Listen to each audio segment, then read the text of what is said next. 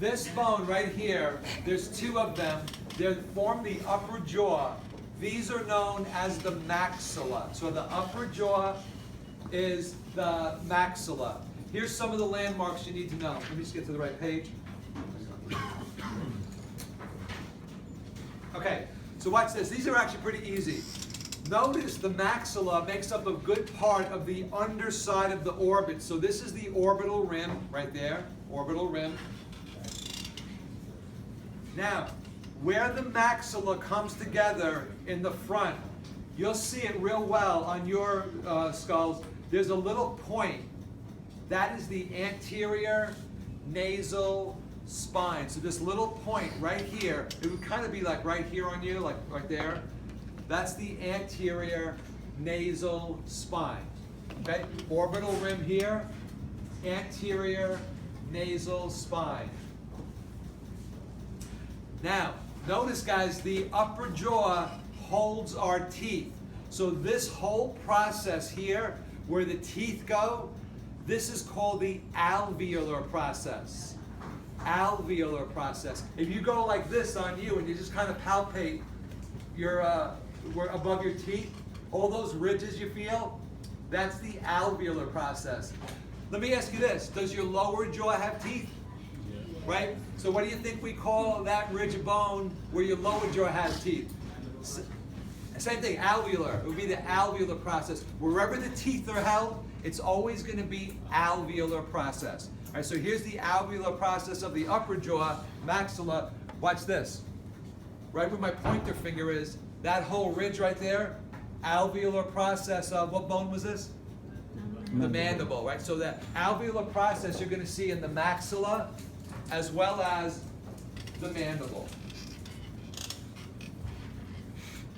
Okay, so what have we done so far? Orbital rim right here, anterior nasal spine, alveolar process.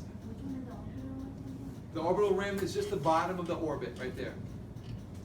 So now do this. If you took your skull and you lifted it up like this, notice my purple bone is the maxilla. The hard palate, the roof of your mouth, 3/4 of it comes from the maxilla. This piece of bone right here is called the palatine process. It's forming your hard palate. Okay, so this is the 3/4 of your hard palate is from the maxilla. This back 1/4 is another bone. See the red bone right there? Yeah. That is called the palatine bone. All right, so there's two bones that make up our hard palate. Excuse me. The front 3/4 is the palatine process. The back 1/4, the red bone, is the palatine bone. Keep falling off, palatine bone. And so we'll see two parts make up the hard palate. Okay, what's my next one? Now guys, maxillary sinus, this is one landmark I will not ask you to identify because I don't have a model that shows them. I actually do, but I think it's more confusing, so I'm going to just not even show it to you. Just know that the maxillary sinuses are in here. Remember the x-ray I showed you that had the sinus infection?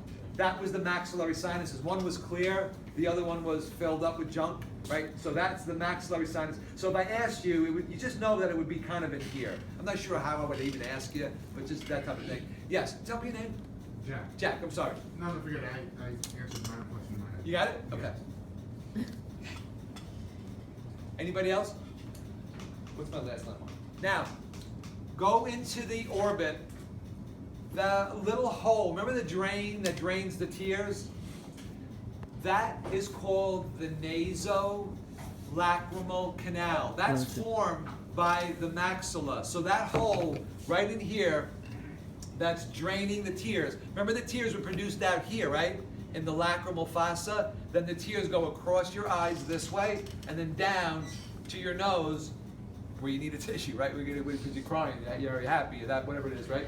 So that hole right there is formed by the by the maxilla, nasolacrimal canal. Nasolacrimal canal. Right? Nice big hole. Everybody see it? Yeah. Nice and easy. Okay, two other foramen, guys. Watch this. right here is a big hole, infra-orbital foramen. Infra means what? Infra. Kind of like below, like inferior, right? So it means below. Orbit means the eye socket. So that big hole right there, infra-orbital foramen. That hole right there. Remember we did the hole above the eye socket? That was in the frontal bone. That was our first foramen of the day. That was the supraorbital foramen. So we saw the supraorbital foramen here and the infraorbital foramen there. So those are our two foramens. One's above and one's below the orbit. So that hole would be like on top of the It's above the alveolar process, below the orbital rim. This hole here you're talking about? That's the infraorbital, below the orbit. Okay? Now, anybody know, what do we call our front two teeth? What's the names of those? Anybody know? Oh, I forgot. Incisors. So watch this. But behind your incisor teeth, there's a hole right there, incisive. Well, mine's not even that good. On the non-colored skull, it'll show up better. Let me borrow this for 1 second. No teeth. This guy, he's had no teeth. He's had a better day. Right here. This is the incisive foramen. It's right behind the front two teeth in the hard palate. Incisive foramen. If you remember, your front two teeth are called the incisors. That may help you. Okay, so on this one, I don't have a good one. On the clear color skull, it's a little bit better. Not clear, the yellow, the white one. Okay? So infraorbital foramen, incisive foramen. Okay.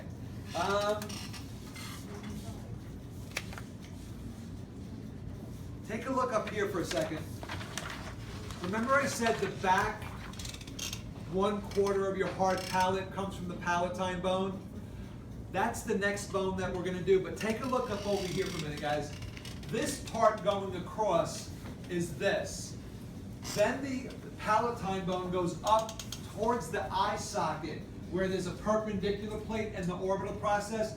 These two you don't have to know. I'm going to have you cross them off your notes. I meant to take them out. Just know the horizontal plate. Cross out letter number 2, perpendicular plate. Strike that. Cross out number 3, orbital process. And then also you can cross out the foramen for the palatine bone. Cross that whole thing out. You don't have to know that. Yeah. Okay? So what do you have to know? Only the horizontal plate. That's this here, guys. It forms the back 1/4 of the hard palate. Anybody remember what forms the front 3/4? Palatine process of the maxilla. Good. Palatine process. The back 1/4, palatine bone. Right? Palatine means the palate, the hard palate. Okay? The palatine bone forms the back 1/4, 1/4. And the palatine process, the front 3/4. Again, if you look at my bone here, right, this here, the purple is 3/4, the red is 1/4. So this is a good, even to take a picture of this, not a bad idea. Okay, kind of breaks it up for you visually. You can also see it on your skull here. It's usually like a yellow line separating the front 3/4 from the back 1/4. All right, so use this integration. Maybe on that one. Okay. So that's the palatine bone. All you need to know is the horizontal plate. That's it. All the rest you're going to cut out. Yeah. So the horizontal plate separates the two? No, the horizontal plate just forms the back 1/4. This whole thing is the horizontal plate. The perpendicular plate goes up towards the eye socket, and then the orbital plate forms part of the eye socket. So the horizontal plate is the palatine bone, but just this here that's going horizontal. And perpendicular? It's the same thing, yeah. And perpendicular? You don't have to know. Okay. And that causes more confusion. So just know the horizontal plate right here, okay?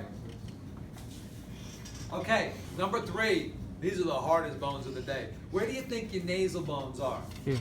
Right on top, baby, that's it. Left and right nasal, we're done.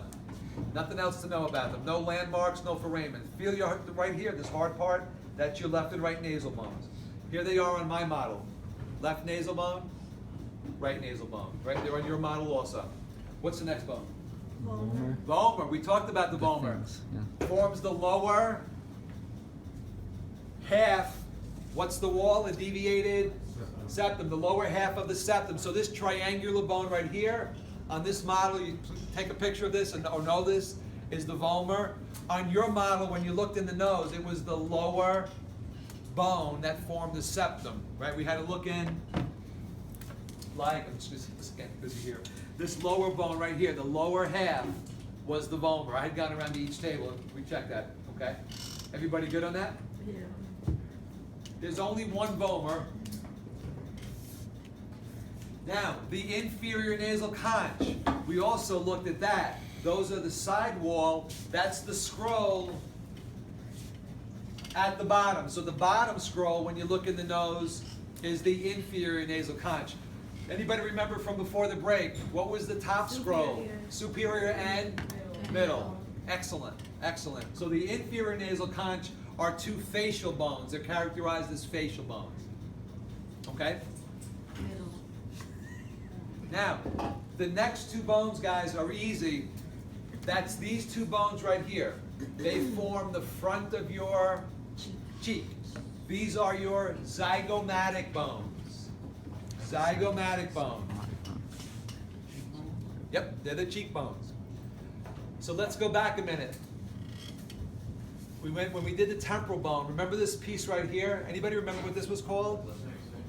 The zygomatic process. Very good. This was the zygomatic process. Now you see it meets with the zygomatic bone. This is actually called, this process here that my finger's on, the temporal process. Right? The temporal process is meeting the zygomatic process, and it forms this whole, if you feel this whole thing all the way around is the combination of these two bones.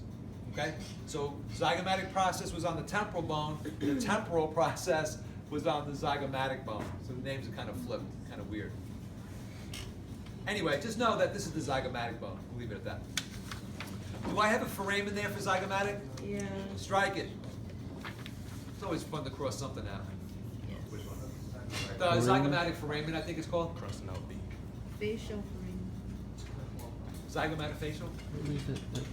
You cross that out. Hello? That's the infraorbital foramen on the maxilla. Yeah.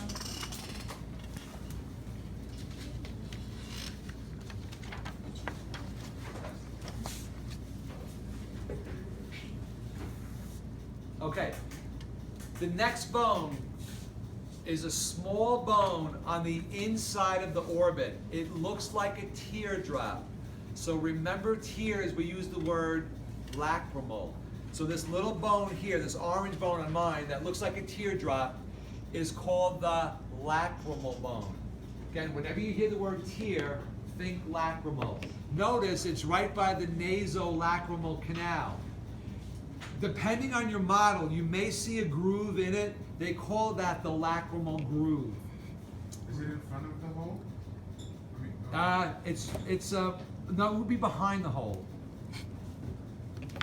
Lacrimal. Yeah, then we're talking anatomy class. What the hell are we talking about? Right over here. Some of them are hard to see. You gotta give them